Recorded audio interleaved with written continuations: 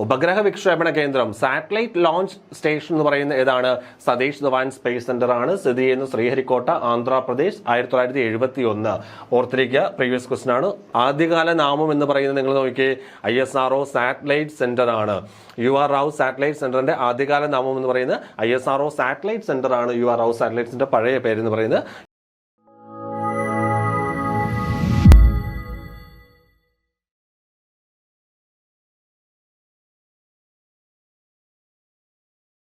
Hi, എല്ലാവർക്കും സഹാരി റേസിന്റെ മറ്റൊരു ക്ലാസ്സിലേക്ക് സ്വാഗതം. ഞാൻ ജ്യോതിഷ് ചാലിത്തറ.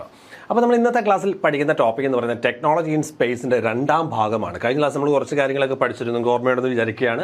അപ്പം സയൻസ് ആൻഡ് ടെക്നോളജി എന്ന് പറയുന്നത് പൊതുവേ നമുക്ക് ഒരു ചോദ്യം ഉറപ്പിക്കാവുന്ന ഒരു മേഖലയാണ് നമ്മുടെ സ്പേസ് സയൻസ് അല്ലെങ്കിൽ ടെക്നോളജി ഇൻ സ്പേസ് എന്ന് പറയുന്നത്. അപ്പോൾ കഴിഞ്ഞ ക്ലാസ്സിലെ കാര്യങ്ങളൊക്കെ പഠിച്ച് നമുക്ക് നല്ല രീതിയിൽ മുമ്പോട്ട് പോവുക. അപ്പോൾ ക്ലാസ്സിൽ പഠിപ്പിക്കുന്ന കാര്യങ്ങളും ക്വസ്റ്റ്യൻസും ഒക്കെ നല്ല രീതിയിൽ വർക്കൗട്ട് ചെയ്ത് മുമ്പോട്ട് പോയി കഴിഞ്ഞാൽ ഉറപ്പായിട്ടും സയൻസ് ആൻഡ് ടെക്നോളജിയിൽ നിങ്ങൾക്ക് ഒരു മാർക്ക് പോലും നഷ്ടമാകാതെ നമുക്ക് സ്കോർ ചെയ്യാൻ സാധിക്കും. ആ കാര്യം ഉറപ്പ് തരാം. അപ്പോൾ പഠനം നല്ല രീതിയിൽ തന്നെ മുമ്പോട്ട് കൊണ്ടുപോയിക്കൊണ്ടിരിക്കുക. അപ്പോൾ നമ്മൾ ക്ലാസ്സിലേക്ക് കിടക്കുകയാണ്. അപ്പോൾ നമുക്ക് ടെക്നോളജി ഇൻ സ്പേസ് പാർട്ട് 2ലേക്ക് കയറുമ്പോഴത്തേക്ക് നമ്മൾ ആദ്യം കുറച്ച് പ്രീവിയസ് ക്വസ്റ്റ്യനിലേക്കാണ് വരുന്നത്. ഒന്നാമത്തെ ചോദ്യം എന്ന് പറയുന്നതാണ്, the current director of Satish Dhawan space centre Sriharikota is dash. അപ്പോൾ സതീഷ് ധവാൻ സ്പേസ് സെന്ററിന്റെ നിലവിലെ ഡയറക്ടർ ആരെന്നാണ് ചോദിച്ചത്. ഒരു കറണ്ട് അഫയേഴ്സ് റിലേറ്റഡ് ആയിട്ട് സയൻസ് ആൻഡ് ടെക്നോളജി എന്ന് വന്നിരിക്കുന്ന ഒരു ചോദ്യമാണ്.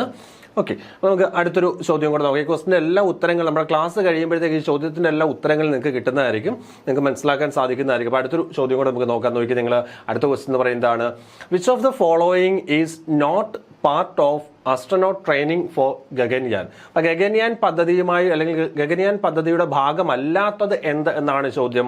നോക്കി, 2025 വന്നിരിക്കുന്ന ചോദ്യമാണ്. അടുത്ത ക്വസ്റ്റ്യനിലേക്ക് നോക്കി നിങ്ങൾ.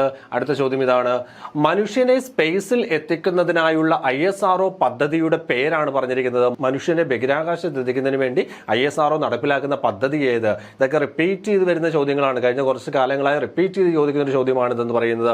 അടുത്ത ക്വസ്റ്റ്യനിലേക്ക് നോക്കാം നമുക്ക്.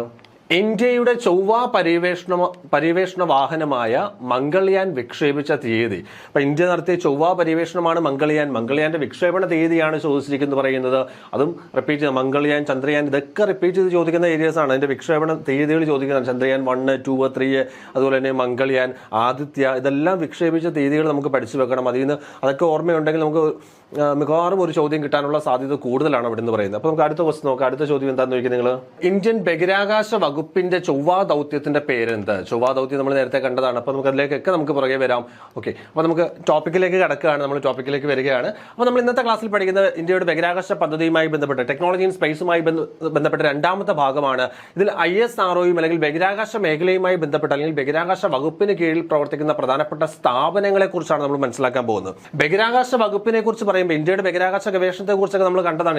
ഇന്ത്യയിൽ ബഹിരാകാശ ഗവേഷണം ആരംഭിക്കുന്നത് 1962 ഇൻഗോസ്പാറിന്റെ രൂപീകരണം എന്നൊക്കെ പറഞ്ഞു. അതുപോലെ ISRO രൂപീകൃതമായത് 69 കാര്യങ്ങൾ നമ്മൾ പഠിച്ചതാണ്. പിന്നെ ബഹിരാകാശ വകുപ്പ് നിലവിൽ വന്നത്, ഇന്ത്യക്ക് സ്വതന്ത്രമായിട്ടൊരു ബഹിരാകാശ വകുപ്പ് നിലവിൽ വന്ന 1972 അതിനുശേഷം അതുപോലെ തന്നെ 72 തന്നെ ഇന്ത്യയിൽ ബഹിരാകാശ കമ്മീഷൻ രൂപീകൃതമായി എന്നൊക്കെയുള്ള കാര്യങ്ങൾ നമ്മൾ പഠിച്ചു കഴിഞ്ഞാണ്. അപ്പം അതുമായി ബഹിരാകാശ വകുപ്പിന് കീഴിലും അല്ലെങ്കിൽ ISROയുമായി ബന്ധപ്പെട്ട് പ്രവർത്തിക്കുന്ന അനുബന്ധ സ്ഥാപനങ്ങളെ കുറിച്ചുമൊക്കെയാണ് നമ്മൾ പഠിക്കാൻ പോകുന്നത്. അതിൽ ഏറ്റവും പ്രധാനപ്പെട്ടതെന്ന് പറയുന്നത് നമ്മുടെ വിക്രം സാരാഭായ് സ്പേസ് സെന്റർ ആണ്. വിക്രം സാരാഭായ് സ്പേസ് സെന്ററിനെ കുറിച്ച് പറയുമ്പോഴത്തേക്ക് വിക്രം സാരാഭായ് സ്പേസ് സെന്റർ സ്ഥിതി ചെയ്യുന്നത് എവിടെയാണ്? തിരുവനന്തപുരത്താണ് വിക്രം സാരാഭായ് സ്പേസ് സെന്റർ സ്ഥിതി ചെയ്യുന്നത്. ഇന്ത്യൻ ബഹിരാകാശ പദ്ധതിയുടെ പിതാവായ വിക്രം സാരാഭായിയോടുള്ള സ്മരണാർത്ഥമാണ് ഈ സ്ഥാപനത്തിന് എങ്ങനെ നാമകരണം ചെയ്യപ്പെട്ടിരിക്കുന്നത്? വിക്രം സാരാഭായ് സ്പേസ് സെന്റർ എന്ന് നാമകരണം ചെയ്യപ്പെട്ടിരിക്കുന്നത്. അപ്പം വിക്രം സാരാഭായ് സ്പേസ് സെന്റർ നമ്മൾ പറഞ്ഞു ISROയുടെ ഏറ്റവും പ്രധാനപ്പെട്ട അനുബന്ധ സ്ഥാപനമാണ് ഏതെന്ന് പറയുന്നത്? വിക്രം സാരാഭായ് സ്പേസ് സെന്റർ എന്ന് പറയുന്നത്. ISROയുടെ ഏറ്റവും പ്രധാനപ്പെട്ട അനുബന്ധ സ്ഥാപനമാണ് ഏത്? Vikram Sarabhai space centre. അപ്പോൾ നമ്മുടെ VSSCയുടെ വിക്രം സാരാഭായ് സ്പേസ് സെന്ററിന്റെ പ്രവർത്തന മേഖലയെക്കുറിച്ച് പറയുകയാണെങ്കിൽ അതിന്റെ പ്രധാനപ്പെട്ട പ്രവർത്തന മേഖല എന്ന് പറയുന്നത് ബഹിരാകാശ വിക്ഷേപണ വാഹനങ്ങൾ, ലോഞ്ച് വെഹിക്കിൾസ് വികസിപ്പിക്കുക, അതുമായി ബന്ധപ്പെട്ട സാങ്കേതിക വിദ്യകൾ ഡെവലപ്പ് ചെയ്തൊക്കെയാണ് ഇതിന്റെ പ്രവർത്തന മേഖല എന്ന് പറയുന്നത്. വിക്രം സാരാഭായ് സ്പേസ് സെന്ററിന്റെ പ്രവർത്തന മേഖല എന്ന് പറയുന്നത് VSSC is engaged in the development of satellite launch vehicles and associated technology. പിന്നെ അതുപോലെ തന്നെ VSSCയുടെ കീഴിൽ പ്രവർത്തിക്കുന്ന അമോണിയം പെർക്ലോറേറ്റ് എക്സ്പെരിമെന്റൽ പ്ലാന്റ് നിലവിൽ വന്ന അല്ലെങ്കിൽ അമോണിയം പെർക്ലോറേറ്റ് എക്സ്പെരിമെന്റൽ പ്ലാന്റ് എന്ന് പറയുന്നത് സ്ഥിതി ചെയ്യുന്നത് എവിടെയാണ്? നമ്മുടെ എറണാകുളം, കൊച്ചിയിൽ, ആലുവയിലാണ് ഇത് സ്ഥിതി ചെയ്യുന്നത്. അമോണിയം പെർക്ലോറേറ്റ് എക്സ്പെരിമെന്റൽ പ്ലാന്റ്, VSSCയുടെ അമോണിയം പെർക്ലോറേറ്റ് എക്സ്പെരിമെന്റൽ പ്ലാന്റ് സ്ഥിതി ചെയ്യുന്നത്. ആ ഒരു പോയിന്റ് ഒന്ന് നിങ്ങൾ നോട്ട് ചെയ്ത് വെച്ചോണം, ഇമ്പോർട്ടന്റ് ആണ്. അമോണിയം പെർക്ലോറേറ്റ് എക്സ്പെരിമെന്റൽ പ്ലാന്റ് സ്ഥിതി ചെയ്യുന്ന എവിടെയാണ്? ആലുവ, കൊച്ചി. ഓർത്തിരിക്കുക.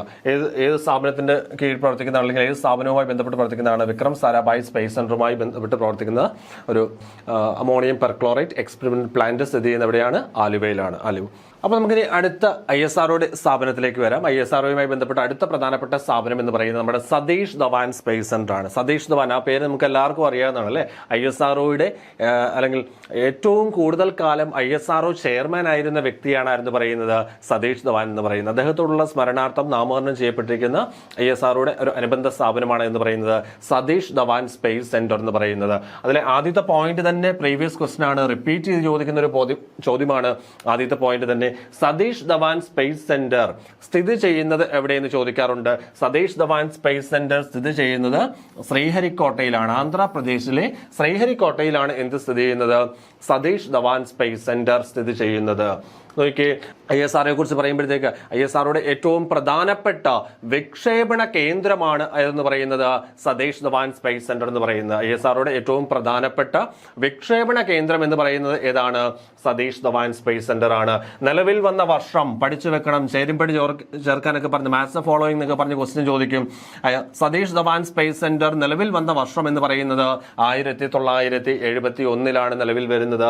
ആരുടെ പേരിലാണ് നാമകരണം ചെയ്യപ്പെട്ടിരിക്കുന്നത്? ഏറ്റവും കൂടുതൽ കാലം ISRO ചെയർമാൻ ആയിരുന്ന വ്യക്തിയാണ് ആരെന്ന് പറയുന്നത് സതീഷ് ധവാൻ എന്ന് പറയുന്നത്. അദ്ദേഹത്തോടുള്ള സ്മരണാർത്ഥമാണ് ISROയുടെ ഏറ്റവും പ്രധാന വിക്ഷേപണ കേന്ദ്രമായ ഏറ്റവും പ്രധാനപ്പെട്ട വിക്ഷേപണ അല്ലെങ്കിൽ ഉപഗ്രഹ വിക്ഷേപണ കേന്ദ്രം, ISROയുടെ ഏറ്റവും പ്രധാനപ്പെട്ട ഉപഗ്രഹ വിക്ഷേപണ കേന്ദ്രമാണ്. സാറ്റലൈറ്റ് ലോഞ്ച് വെഹിക്കിൾ ആണ്, ലോഞ്ച് സ്റ്റേഷൻ ആണ്. ISROയുടെ പ്രധാനപ്പെട്ട അല്ലെങ്കിൽ ISROയുടെ ഉപഗ്രഹ വിക്ഷേപണ കേന്ദ്രമാണ് എന്ന് പറയുന്നത് സതീഷ് ധവാൻ സ്പേസ് സെന്റർ എന്ന് പറയുന്നത്. അതുപോലെ തന്നെ റോക്കറ്റ് വിക്ഷേപണ കേന്ദ്രമാണ് നമ്മുടെ തുമ്പ ഇക്വറ്റോറിയൽ റോക്കറ്റ് ലോഞ്ചിങ് സ്റ്റേഷൻ എന്ന് പറയുന്നത്. എന്നാൽ ഉപഗ്രഹ വിക്ഷേപണ കേന്ദ്രം, സാറ്റലൈറ്റ് ലോഞ്ച് സ്റ്റേഷൻ എന്ന് പറയുന്ന ഏതാണ്? സതീഷ് ധവാൻ സ്പേസ് സെന്റർ ആണ്. സ്ഥിതി ചെയ്യുന്ന ശ്രീഹരിക്കോട്ട, ആന്ധ്രാപ്രദേശ്. 1971. ഓർത്തിരിക്കുക, പ്രീവിയസ് ക്വസ്റ്റൻ ആണ്. ഇനി മറ്റൊരു വളരെ പ്രധാനപ്പെട്ട പോയിന്റ് ആണ്, ഇന്ത്യയുടെ ബഹിരാകാശ തുറമുഖം എന്നറിയപ്പെടുന്നത്, സ്പേസ് പോർട്ട് ഓഫ് ഇന്ത്യ എന്നറിയപ്പെടുന്നതും ഏത് തന്നെയാണ്? സതീഷ് ധവാൻ സ്പേസ് സെന്റർ ആണ്. ചിലപ്പോൾ ഇത് സതീഷ് ധവാൻ സ്പേസ് സെന്ററിന് പകരം സ്പേസ് പോർട്ട് ഓഫ് ഇന്ത്യ എന്നറിയപ്പെടുന്നത് ശ്രീഹരിക്കോട്ട എന്ന് പറയാറുണ്ട്. ശ്രീഹരിക്കോട്ട, ഇന്ത്യയുടെ ബഹിരാകാശ തുറമുഖം എന്ന് പറയുന്ന ഏതാണ്? ശ്രീഹരിക്കോട്ടയാണ്. അങ്ങനെയും ചോദ്യം ഓപ്ഷൻ അവർ തന്നിട്ടുണ്ട് കേട്ടോ. അപ്പൊ അത് ഓർത്തിരിക്കുക. സ്പേസ് പോർട്ട് ഓഫ് ഇന്ത്യ എന്നറിയപ്പെടുന്നത് ശ്രീഹരിക്കോട്ട അല്ലെങ്കിൽ സതീഷ് ധവാൻ സ്പേസ് സെന്റർ എന്ന് പറയാം. അടുത്ത Cape Kennedy of India. Cape Kennedy of India എന്ന് വിശേഷിപ്പിക്കപ്പെടുന്നതും ഏത് തന്നെയാണ്? സതീഷ് ധവാൻ സ്പേസ് സെന്റർ ആണ്. ഓർത്തിരിക്കുക, space port of India, Cape Kennedy of India എന്നിങ്ങനെ അറിയപ്പെടുന്നത്, കേപ്പ് കെന്നഡി ഓഫ് ഇന്ത്യ എന്നിങ്ങനെ അറിയപ്പെടുന്നത് ഏതാണ്? സതീഷ് ധവാൻ സ്പേസ് സെന്റർ ആണ്. ഇനി സതീഷ് ധവാൻ സ്പേസ് സെന്ററിന്റെ ആദ്യകാല നാമം അല്ലെങ്കിൽ യഥാർത്ഥ നാമം എന്ന് വേണമെങ്കിൽ പറയാം. The centre was originally named Sriharikota range. Sriharikota range എന്നാണ് എന്തറിയപ്പെടുന്നത്? സതീഷ് ധവാൻ സ്പേസ് സെന്ററിന്റെ ഒറിജിനൽ നെയിം എന്ന് പറയുന്നത്. അപ്പോൾ ഓർത്തിരിക്കുക, സതീഷ് ധവാൻ സ്പേസ് സെന്റർ ഇന്ത്യയുടെ ഉപഗ്രഹ വിക്ഷേപണ കേന്ദ്രമാണ്. സ്ഥിതി ചെയ്യുന്നത് ആന്ധ്രാപ്രദേശിലെ ശ്രീഹരിക്കോട്ടയിലാണ്. ISROയുടെ ഏറ്റവും പ്രധാനപ്പെട്ട അല്ലെങ്കിൽ നിലവിൽ ISROയുടെ ഫംഗ്ഷണൽ ആയിട്ടുള്ള പ്രവർത്തിക്കുന്ന അല്ലെങ്കിൽ പ്രവർത്തനക്ഷമമായിട്ടുള്ള ISROയുടെ നിലവിൽ പ്രവർത്തനക്ഷമമായിട്ടുള്ള ഉപഗ്രഹ വിക്ഷേപണ കേന്ദ്രം എന്ന് പറയുന്നത് ഏതാണ്? നമ്മുടെ സതീഷ് ധവാൻ സ്പേസ് സെന്റർ ആണ്. 1971 നിലവിൽ വന്നതെന്ന് പറയുന്നത്. സ്പേസ് പോർട്ട് ഓഫ് ഇന്ത്യ എന്നറിയപ്പെടുന്നു, കേപ്പ് കെന്നഡി ഓഫ് ഇന്ത്യ എന്നറിയപ്പെടുന്നതൊക്കെ ഏതാണ്? സതീഷ് ധവാൻ സ്പേസ് സെന്റർ ആണ്. അപ്പോൾ നമുക്ക് അടുത്ത കാര്യങ്ങളിലേക്ക് വരാം. അപ്പോൾ ആ ഒരു പേരിലേക്ക് നാമകരണം ചെയ്യപ്പെട്ടത്, it was renamed as Satish Dhawan space centre. It was renamed as Satish Dhawan space centre on 2002 September 5, 2002 Satish Dhawan space centre എന്ന് പുനർനാമകരണം ചെയ്യപ്പെട്ടത്. ആ പേര് നിർദ്ദേശിച്ചതെന്ന് പറയുന്നത് ആരാണ്? നമ്മുടെ ഫോർമർ പ്രൈം മിനിസ്റ്റർ ആയിരുന്ന AB വാജ്പേയി ആണ് ഇന്ത്യയുടെ ഉപഗ്രഹ വിക്ഷേപണ കേന്ദ്രത്തിന് സതീഷ് ധവാൻ സ്പേസ് സെന്റർ എന്ന പേര് അല്ലെങ്കിൽ ആ ഒരു നാമം നിർദ്ദേശിച്ചു എന്ന് പറയുന്നത്. പ്രവർത്തനം ആരംഭിച്ചത് ഈ സതീഷ് ധവാൻ സ്പേസ് സെന്ററിനെ കുറിച്ച് പറയുമ്പോൾ ഇതിന്റെ നമ്മുടെ ഉപഗ്രഹ വിക്ഷേപണ കേന്ദ്രമാണ്. ഇതിന്റെ പ്രവർത്തനം ആരംഭിക്കുന്നത് എന്ന് പറയുന്നത് 1971 നിലവിൽ വന്ന് നമ്മൾ നേരത്തെ കണ്ടു. 1971 രോഹിണി 125 എന്ന സൗണ്ടിങ് റോക്കറ്റിന്റെ വിക്ഷേപണത്തോടു കൂടിയാണ് എന്ത് പ്രവർത്തനം ആരംഭിക്കുന്നത്? സതീഷ് ധവാൻ സ്പേസ് സെന്റർ പ്രവർത്തനം ആരംഭിച്ചെന്ന് പറയുന്നത്. ഓർത്തിരിക്കുക, 1971 രോഹിണി 125 എന്ന സൗണ്ടിങ് റോക്കറ്റ് വിക്ഷേപിക്കുന്നതോടുകൂടിയാണ് എന്ത് പ്രവർത്തനം ആരംഭിക്കുന്നത്? സതീഷ് ധവാൻ സ്പേസ് സെന്ററിന്റെ പ്രവർത്തനങ്ങൾ ആരംഭിച്ചതെന്ന് പറയുന്നത്. പിന്നെ the center which handles launches for both PSLV and GSLV rockets. അപ്പോൾ നമുക്ക് 2 ലോഞ്ച് പാഡ്, ശരിക്കും പറഞ്ഞാൽ സതീഷ് ധവാൻ സ്പേസ് സെന്ററിൽ 2 ലോഞ്ച് പാഡുകളാണ് ഉള്ളത്. PSLV റോക്കറ്റുകൾ വിക്ഷേപിക്കാൻ നമുക്ക് സാധിക്കും. GSLV റോക്കറ്റുകളും അവിടെ നിന്ന് GSLV ലോഞ്ച് വെഹിക്കിൾസ് നമുക്ക് ലോഞ്ച് വെഹിക്കിൾസും PSLV ലോഞ്ച് വെഹിക്കിളും നമുക്ക് എവിടെ നിന്ന് ഉപയോഗിക്കാൻ സാധിക്കും? സതീഷ് ധവാൻ സ്പേസ് സെന്ററിൽ നിന്ന് നമുക്ക് ഉപയോഗിക്കുവാനായിട്ട് സാധിക്കുന്നതാണ്. ഓർത്തിരിക്കുക, 2 ലോഞ്ച് പാഡുകളാണുള്ളത്. പോയിന്റ് ഓർത്തിരിക്കും. ഇനി അടുത്തെന്ന് പറയുന്ന മെയിൻ റെസ്പോൺസിബിലിറ്റീസ് ഓഫ് സഹറാണ് പറഞ്ഞിരിക്കുന്നത്. സതീഷ് ധവാൻ സ്പേസ് സെന്റർ ആണ് manufacturing solid propellant boosters for ISRO launch vehicles. Propellants, അതായത് റോക്കറ്റ് ഫ്യൂവൽസിനെയാണ് നമ്മൾ പൊതുവെ എന്ത് വിളിക്കുന്നത്? പ്രൊപ്പല്ലന്റുകൾ എന്ന് പറയുന്നത്. റോക്കറ്റ് ഇന്ധനങ്ങളെ വിളിക്കുന്ന ഒരു ടൈമാണ് പ്രൊപ്പല്ലന്റ് എന്ന് പറയുന്നത്. അപ്പം സോളിഡ് പ്രൊപ്പല്ലന്റുകൾ, സോളിഡ് പ്രൊപ്പല്ലന്റ് ബൂസ്റ്റേഴ്സിന്റെ മാനുഫാക്ചറിങ്ങുമായി ബന്ധപ്പെട്ട് പ്രവർത്തിക്കുന്നത് ഏതാണ്? സതീഷ് ധവാൻ സ്പേസ് സെന്റർ ആണ്. പിന്നെ അതുപോലെ തന്നെ providing facilities for conducting test to qualify various subsystems and rocket motors. അപ്പോൾ റോക്കറ്റ് എഞ്ചിനുമായി ബന്ധപ്പെട്ട ഫങ്ഷണാലിറ്റിയൊക്കെ ടെസ്റ്റ് ചെയ്യുന്ന സെൻ്ററാണ് എന്ന് പറയുന്നത്. സോളിഡ് റോക്കറ്റ് മോട്ടേഴ്സിൻ്റെ ഫംഗ്ഷനിങ്ങും കാര്യങ്ങളുമൊക്കെ ടെസ്റ്റ് ചെയ്യുന്നതൊക്കെ എവിടെയാണ്? സതീഷ് ധവാൻ സ്പേസ് സെൻ്ററാണ്. Offering launch infrastructure for satellites and launch vehicles. അടുത്ത പ്രവർത്തനമാണ് offering launch infrastructures for satellites and launch vehicles. ഇത്രയുമാണ് നമ്മുടെ സതീഷ് ധവാൻ സ്പേസ് സെന്ററുമായി ബന്ധപ്പെട്ട് മനസ്സിലാക്കി വെക്കേണ്ട കാര്യം എന്ന് പറയുന്നത്. അടുത്ത പ്രധാനപ്പെട്ട സ്ഥാപനത്തിലേക്ക് നമ്മൾ വരികയാണ്. UR Rao satellite centre. അതും ISROയുടെ ഒരു മുൻ ചെയർമാൻ തന്നെയാണ്. അദ്ദേഹവും ISROയുടെ മുൻ ചെയർമാനാണ് UR റാവ് എന്ന് പറയുന്നത്. അദ്ദേഹത്തിന്റെ പേരിലാണ് UR റാവ് സാറ്റലൈറ്റ് സെന്റർ നാമകരണം ചെയ്യപ്പെട്ടിരിക്കുന്നു പറയുന്നത്. അപ്പോൾ the institution formerly known as ISRO satellite centre. പഴയ പേരെന്ന് പറയുന്നത് നോക്കിയേ, ISRO സാറ്റലൈറ്റ് സെന്റർ എന്നാണ് ആദ്യകാല നാമം എന്ന് പറയുന്നത്. UR റാവ് സാറ്റലൈറ്റ് സെന്ററിന്റെ ആദ്യകാല നാമം എന്ന് പറയുന്നത് എന്താണ്? ISRO സാറ്റലൈറ്റ് സെന്റർ ആണ്. ISROയുടെ മുൻ ചെയർമാൻ ആയിരുന്ന UR റാവുവിനോടുള്ള സ്മരണാർത്ഥം അതെങ്ങനെ പുനർനാമകരണം ചെയ്യപ്പെട്ടു? UR Rao satellite centre, URSC എന്ന് പുനർനാമകരണം ചെയ്തു. ഓർത്തിരിക്കുക, UR റാവ് സാറ്റലൈറ്റ് സെന്ററിന്റെ ആദ്യകാല നാമം എന്ന് പറയുന്നത് എന്താണ്? ISRO satellite centre. ISRO മുൻ ചെയർമാനായ UR റാവുവിനോടുള്ള സ്മരണാർത്ഥമാണ് ISRO സാറ്റലൈറ്റ് സെന്ററിന് എങ്ങനെ പുനർനാമകരണം ചെയ്തത്? UR റാവ് സാറ്റലൈറ്റ് സെന്റർ എന്ന് റീനെയിം ചെയ്തിരിക്കുന്നു പറയുന്നത്. Main mission is the construction of artificial satellite. കൃത്രിമ ഉപഗ്രഹങ്ങൾ വികസിപ്പിക്കുന്നതുമായി ബന്ധപ്പെട്ട് പ്രവർത്തിക്കുന്ന ഏറ്റവും പ്രധാനപ്പെട്ട സ്ഥാപനമാണ് ആരെന്ന് പറയുന്നത്? UR റാവ് സാറ്റലൈറ്റ് സെന്റർ എന്ന് പറയുന്നത്. അപ്പോൾ കൃത്രിമ ഉപഗ്രഹങ്ങൾ വികസിപ്പിക്കുക എന്നാണ് ഇതിന്റെ ഏറ്റവും പ്രധാനപ്പെട്ട പ്രവർത്തനം എന്ന് പറയുന്നത്. UR റാവ് സാറ്റലൈറ്റ് സെന്ററിന്റെ പ്രധാന ഫംഗ്ഷൻ എന്ന് പറയുന്നത്. നിലവിൽ വന്നതെന്ന് പറയുന്നത്, രൂപീകരിച്ച അല്ലെങ്കിൽ നിലവിൽ വന്ന വർഷം എന്ന് പറയുന്നത് 1972 1972 എന്ത് നിലവിൽ വന്നത്? UR റാവ് സാറ്റലൈറ്റ് സെന്റർ നിലവിൽ വന്നതെന്ന് പറയുന്നത്. ഓർത്തിരിക്കുക, വർഷം പഠിച്ചു വെക്കണം, ഇമ്പോർട്ടന്റ് ആണ്. 1972 എന്ത് നിലവിൽ വന്നിരിക്കുന്നത്? UR റാവ് സാറ്റലൈറ്റ് സെന്റർ നിലവിൽ വന്നത്. അതിന്റെ പ്രധാനപ്പെട്ട പ്രവർത്തനം എന്ന് പറയുന്നത് എന്താണ്? പ്രധാനപ്പെട്ട പ്രവർത്തനം എന്ന് പറയുന്നത് കൃത്രിമ ഉപഗ്രഹങ്ങൾ വികസിപ്പിക്കുന്നതുമായി ബന്ധപ്പെട്ട് പ്രവർത്തിക്കുന്ന സ്ഥാപനമാണ് UR റാവ് സാറ്റലൈറ്റ് സെന്റർ എന്ന് പറയുന്നത്. ആദ്യകാല നാമം എന്ന് പറയുന്നത് നിങ്ങൾ നോക്കിയേ, ISRO സാറ്റലൈറ്റ് സെന്റർ ആണ്. UR റാവ് സാറ്റലൈറ്റ് സെന്ററിന്റെ ആദ്യകാല നാമം എന്ന് പറയുന്നത് ISRO സാറ്റലൈറ്റ് സെന്റർ ആണ്. UR റാവ് സാറ്റലൈറ്റ് സെന്റർ പഴയ പേരെന്ന് പറയുന്നത്. UR റാവിനോടുള്ള സ്മരണാർത്ഥമാണ് പുനർനാമകരണം ചെയ്യപ്പെട്ടതെന്ന് പറയുന്നത്. സ്ഥിതി ചെയ്യുന്നത് UR റാവ് സാറ്റലൈറ്റ് സെന്റർ സ്ഥിതി ചെയ്യുന്നത് എവിടെയാണ്? ബാംഗ്ലൂരാണ്. അടുത്ത പ്രധാനപ്പെട്ട പോയിന്റ് അത് നോട്ട് ചെയ്ത് വെക്കണം. അപ്പോൾ ഇങ്ങനെയുള്ള സ്ഥാപനങ്ങളൊക്കെ നിങ്ങൾ പഠിക്കുമ്പോൾ ഇതിനകത്ത് നിന്ന് ക്വസ്റ്റ്യൻ വരാനുള്ള ഏറ്റവും പ്രധാനപ്പെട്ട ഒരു പോസിബിലിറ്റി എന്ന് പറയുന്നത് ചേരുംപടി ചേർക്കാൻ പറഞ്ഞു മാച്ച് ദ ഫോളോയിങ് ക്വസ്റ്റ്യൻ വരും. മാച്ച് ദ ഫോളോയിങ് പല രീതിയിൽ ചോദിക്കും. ഒന്നെങ്കിൽ ഇത് നിലവിൽ വന്ന വർഷവുമായിട്ട് ജോഡി ചേർക്കാൻ പറഞ്ഞു തരും, അല്ലെങ്കിൽ ഇതൊക്കെ സ്ഥിതി ചെയ്യുന്ന ലൊക്കേഷനുകളുമായി ബന്ധപ്പെട്ട് പെയർ ചെയ്യാൻ പറഞ്ഞ് ക്വസ്റ്റ്യൻ ചോദിക്കും. അപ്പോൾ അങ്ങനെ ഇപ്പോൾ 1-2 എണ്ണമൊക്കെ ഉള്ളെങ്കിൽ കുഴപ്പമില്ല. കുറച്ച് കൂടുതൽ സെന്റേഴ്സ് ഒക്കെ നമ്മൾ പഠിച്ചു കഴിയുമ്പോഴത്തേക്ക് കൺഫ്യൂഷൻ ഉണ്ടാകും, തെറ്റിക്കാനുള്ള സാധ്യത കൂടുതലാണ്. അപ്പോൾ വളരെ ശ്രദ്ധയോടുകൂടി പഠിച്ചു വെക്കേണ്ട 2 കാര്യങ്ങളാണ് എന്ത്?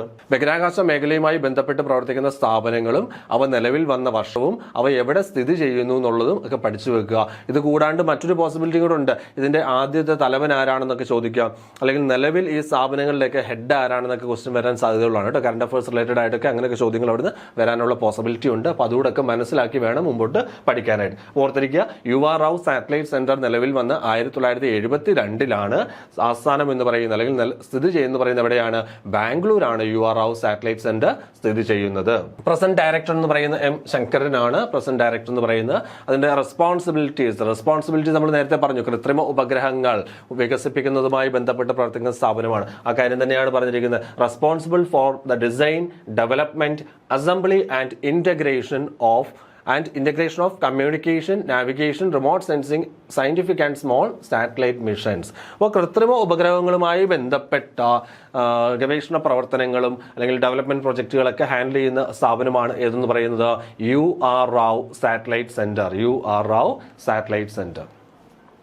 ഇനി അടുത്തതിലേക്ക് നമ്മൾ കിടക്കുകയാണ്. അടുത്ത സ്ഥാപനത്തിലേക്ക് വരികയാണ് ISRO പ്രൊപ്പൽഷൻ കോംപ്ലക്സ്.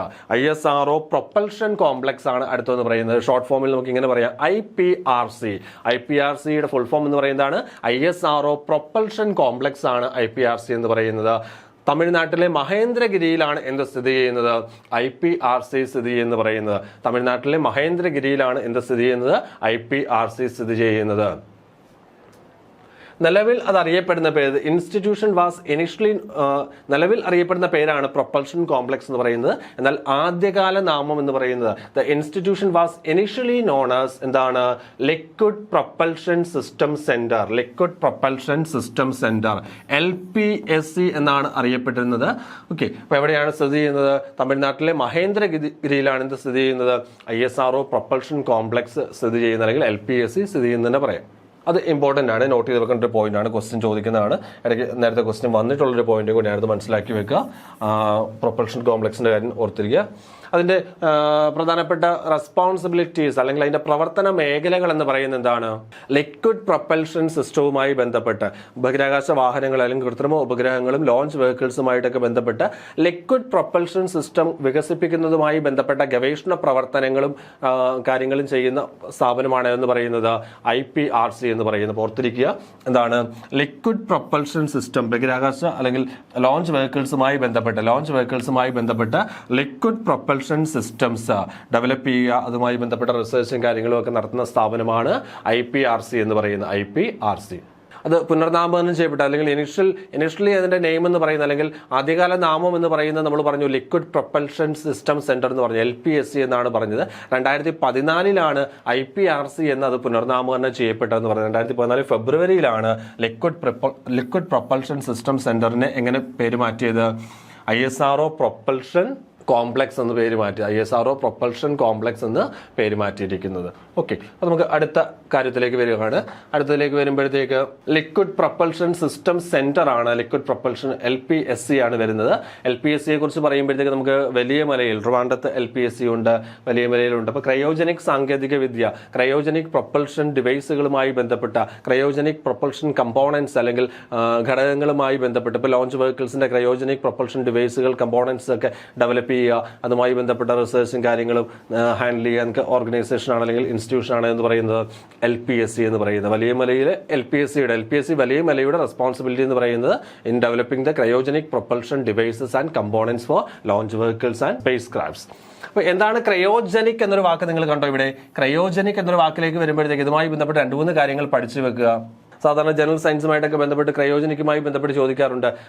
സ്ഥിരം പണ്ട് ഒക്കെ ചോദിച്ചിട്ടുള്ള ക്വസ്റ്റൻ ആണ്. ക്രയോജനിക് എഞ്ചിനുകൾ ഉപയോഗിക്കുന്നത് എവിടെയെന്ന് ചോദിക്കാറുണ്ട്. ക്രയോജനിക് എഞ്ചിനുകൾ എന്ന് പറഞ്ഞാൽ ഇത്രയേ ഉള്ളൂ. ഏറ്റവും സിമ്പിളായിട്ട് ഇങ്ങനെ മനസ്സിലാക്കുക. റോക്കറ്റുകളിൽ ഉപയോഗിക്കുന്ന എഞ്ചിൻ നിങ്ങൾ മനസ്സിലാക്കി വെച്ചാൽ മതി. റോക്കറ്റുകളിൽ ഉപയോഗിക്കുന്ന എഞ്ചിനാണ് ഇത് ക്രയോജനിക് എഞ്ചിൻസ് എന്ന് പറയുന്നത്. അപ്പോൾ ക്രയോജനിക് എഞ്ചിനുകൾ ഉപയോഗിക്കുന്നതെന്ന് പറയുന്നത് എവിടെയാണ്? റോക്കറ്റിലാണ്. ഇതൊരു പ്രീവിയസ് ക്വസ്റ്റൻ ആണ് കേട്ടോ. ഒരു ജനറൽ PSC എക്സാമിന് വന്നൊരു പ്രീവിയസ് ക്വസ്റ്റൻ ആണ്. ക്രയോജനിക് എഞ്ചിനുകൾ ഉപയോഗിക്കുന്നത് എന്ന് പറയുന്നത് എവിടെയാണ്? റോക്കറ്റുകളിലാണ്. അപ്പോൾ ഇവിടെ ക്രയോജനിക്സിലേക്ക് വരുമ്പോഴത്തേക്ക് അതും കൂടെ പഠിച്ചു വെക്കണം. ക്രയോജനിക്സ് എന്ന് പറഞ്ഞു കഴിഞ്ഞാൽ സംഭവം ഇത്രയേ ഉള്ളൂ. Study of very low temperature. അപ്പൊ ക്രയോജനിക്സ് എന്താണെന്ന് നമ്മൾ മനസ്സിലാക്കി. ക്രയോജനിക്സ് എന്ന് പറയുന്നത് വളരെ താഴ്ന്ന താപനിലയെക്കുറിച്ചുള്ള പഠനം. Study of very low temperature is cold എന്താണ്? ക്രയോജനിക്സ് ആണ്. അപ്പോൾ ഒരു പോയിന്റ് കൂടെ ഞാൻ അവിടെ നിന്ന് ആഡ് ചെയ്യാണ്. അപ്പൊ താഴ്ന്ന താപനിലയെക്കുറിച്ചുള്ള പഠനം എന്ന് പറയുന്നത് ക്രയോജനിക്സ് ആണെങ്കിൽ ഉയർന്ന താപനിലയെക്കുറിച്ചുള്ള പഠനം എന്തായിരിക്കും? Study of very high temperature എന്ന് പറയുന്നത് പൈറോളജിയാണ് കേട്ടോ. Pyrology. Study of very high temperature is called എന്ന് പറയാം? പൈറോളജി. ഓർത്തിരിക്കുക, ക്രയോജനിക് എന്നൊരു വാക്ക് വന്ന് ആ വാക്കിൽ നിന്ന് കണക്ട് ചെയ്ത് 2 പോയിന്റ്സ് പറഞ്ഞതാണ്. ക്രയോജനിക്സ് എന്ന് പറയുന്നത് വളരെ താഴ്ന്ന താപനിലയെക്കുറിച്ചുള്ള പഠനമാണ്. എന്നാൽ വളരെ ഉയർന്ന താപനിലയെക്കുറിച്ചുള്ള പഠനം അറിയപ്പെടുന്ന പേരാണ് എന്ത്? പൈറോളജി എന്നും. വളരെ ഉയർന്ന താപനില അളക്കാൻ ഉപയോഗിക്കുന്ന ഉപകരണങ്ങളെയാണ് പൈറോമീറ്റർ എന്നാണ് നമ്മൾ വിളിക്കുന്നത്. പൈറോമീറ്റർ ആണ് വളരെ ഉയർന്ന താപനില അളക്കാൻ ഉപയോഗിക്കുന്ന ഉപകരണം എന്ന് പറയുന്നത്. ഓക്കെ, ക്രയോജനിക് എഞ്ചിനുകൾ ഉപയോഗിക്കുന്ന എവിടെയെന്നാണ് പഠിച്ചത്? റോക്കറ്റുകളിലാണ് ഉപയോഗിക്കുന്നത്. അപ്പോൾ നമുക്ക് അടുത്ത കാര്യത്തിലേക്ക് വരാം. അതുമായി ബന്ധപ്പെട്ട അടുത്ത കാര്യത്തിലേക്ക് വരികയാണ്. അപ്പോൾ LPSC വലിയമല നമ്മൾ പറഞ്ഞു. LPSC 2 യൂണിറ്റുകളാണുള്ളത്. ഒന്ന് തിരുവനന്തപുരത്ത് വലിയമലയിലാണ്. അവിടുത്തെ ഫംഗ്ഷൻസ് അല്ലെങ്കിൽ അവരുടെ ആക്ടിവിറ്റീസ് എന്താണെന്ന് നമ്മൾ പറഞ്ഞു. ഇനി അടുത്തെന്ന് പറഞ്ഞാൽ LPSC ബാംഗ്ലൂരാണ്. ബാംഗ്ലൂർ ഒരു യൂണിറ്റും കൂടെ പ്രവർത്തിക്കുന്നുണ്ട്. അതിന്റെ റെസ്പോൺസിബിലിറ്റി എന്ന് പറയുന്നത് it is responsible for design and development of monopropellant propulsion systems. Systems വികസിപ്പിക്കുന്നതുമായി ബന്ധപ്പെട്ട് സിസ്റ്റം എഞ്ചിനീയറിംഗ്, ട്രാൻസ്ഡ്യൂസേഴ്സ്, അതുപോലെ spacecraft propellant tanks. Space ക്രാഫ്റ്റുകളുടെ പ്രൊപ്പല്ലന്റ് ടാങ്കുകൾ, ഒന്നുമില്ല പെട്രോൾ ടാങ്ക് എന്ന്, വണ്ടിയുടെ പെട്രോൾ ടാങ്ക് എന്നൊക്കെ നമ്മൾ പറയില്ല. അതുപോലെ സ്പേസ് ക്രാഫ്റ്റുകളുടെ ഇന്ധനം സൂക്ഷിക്കുന്നതിനുള്ള ടാങ്ക്, സ്പേസ് ക്രാഫ്റ്റ് പ്രൊപ്പല്ലന്റ് ടാങ്കുകൾ എന്നിവ വികസിപ്പിക്കുന്നതുമായി ബന്ധപ്പെട്ട് പ്രവർത്തിക്കുന്ന സ്ഥാപനമാണ് LPSC ബാംഗ്ലൂർ എന്ന് പറയുന്നത്. നിങ്ങൾ കേട്ടിട്ടുണ്ടായിരിക്കും, നമ്മുടെ ചന്ദ്രയാൻ 2 മിഷൻ, ചന്ദ്രയാൻ 2 വിക്ഷേപണം മാറ്റിവെച്ചായിരുന്നു.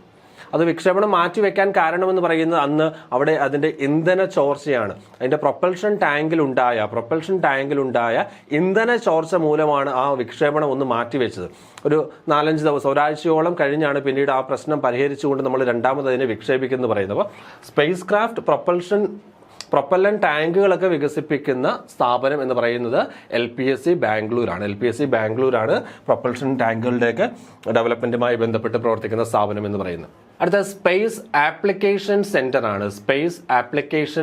ആണ് അടുത്തെന്ന് പറയുന്നത്. സ്പേസ് ആപ്ലിക്കേഷൻ സെന്ററിലേക്ക് വരുമ്പോഴത്തേക്ക് സ്പേസ് ആപ്ലിക്കേഷൻ സെന്റർ സ്ഥിതി ചെയ്യുന്നത് എന്ന് പറയുന്നത് എവിടെയാണ്?